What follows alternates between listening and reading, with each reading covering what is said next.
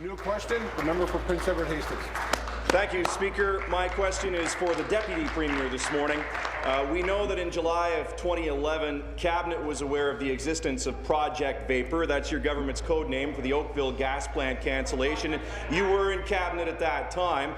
But on October 2nd of last year, you stood in the House and stated, and I quote from Hansard, "The Minister of Energy has complied with the request to release the documents." You knew of the existence of Project Vapor more than a year earlier, and you also knew that none of the Project Vapor documents were released by the government initially. So what I want to know, and what the people of Ontario want to know, is do you stand by your statement on October the 2nd, or do you believe that it's not part of your job to read confidential Cabinet emails? Deputy Premier. Government House Leader. Thank you. Thank you very much, Mr. Speaker. The member from Lanark will withdraw.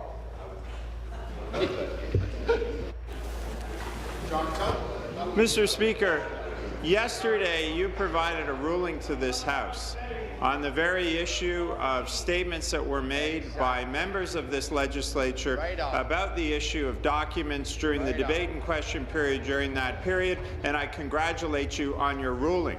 But, Mr. Speaker, I think there's a bigger issue at play here, and that is that the Justice Committee has begun its work. And, Mr. Speaker, I confess I slipped out of the House yesterday during my House duty to watch it on TV.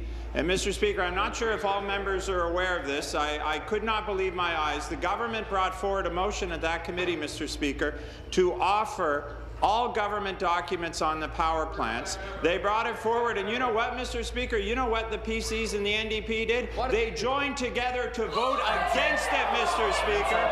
They put their hands up unanimously to vote against it, that they didn't want this. Thank you. The member from Nepean Carleton will come to order. Supplementary.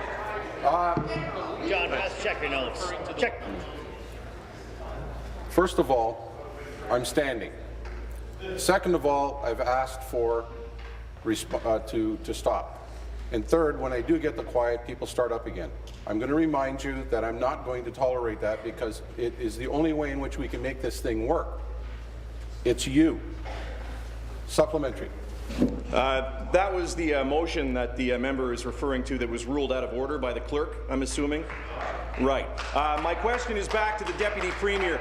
Cabinet knew and was briefed on Project Vapor. That means you knew what it was and you were briefed on it as well, and you knew during debate on the contempt motion last October that no Project Vapor documents had been released. But that didn't stop you from saying, quote, from Hansard, the documents have been tabled, that work has been done. Minister, I'm going to give you a chance here. You've known at least since the second batch of documents were released on October 12th that you made an incorrect statement to the House on October 2nd. Will you stand and correct your record and apologize to the people of Ontario? House Leader. Mr. Speaker, I think if anyone needs to correct their record, it's the honourable member who just stood up and talked about what happened at the committee yesterday. Mr. Speaker, a motion went forward to the committee, put forward by government members, to produce all documents on the gas plant issue held by the Government of Ontario. And, Mr. Speaker, I watched on television as members of the Progressive Conservative Party and members of the New Democratic Party voted against that. Mr. Speaker, I was going to call Legislative Assembly television to say there's something wrong with my television, that the opposition will not take yes for an answer, and they would not vote for it. Mr. Speaker, they talk about how they want to get to the truth, but, Mr. Speaker, it's all just talk. When we have offered them over and over again initiatives for them to allow to look into this matter, they have repeatedly turned them down, Mr. Speaker, and I think they have some explaining to do. Thank you. Final supplementary. Mr. Speaker, the political games are continuing, because every time I turned on my TV yesterday, there was no committee on there because the government continued to recess time after time after time. Political games are continuing on that side of the House, Mr. Speaker. My question is back to the Deputy Premier. You were a senior official on the last Liberal campaign. You've been a senior cabinet minister for both the old Premier and the current one. You were involved in briefings to Cabinet and minutes distributed by the Secretary of Cabinet about Project Vapor. If anybody knew about Project Vapor, it had to be you. Yet for months you've risen in the House day after day. You've refused to correct your record about statements that were incorrect. Why don't you folks just do the honourable thing? You know you were saying incorrect statements in the House. Stand up and correct your record like the House Leader did. Mr. Speaker, let's review. Let's review. First of all, the member from Cambridge told the world. Mr. Speaker, first the member from Cambridge tells us that a public inquiry would be too expensive. Then the member from Nipissing holds a press conference asking for a public inquiry. Mr. Speaker, then we offer the opposition a select committee, and the opposition says no, they want to go on a mean-spirited, vindictive committee or a witch hunt against the former Minister of Energy.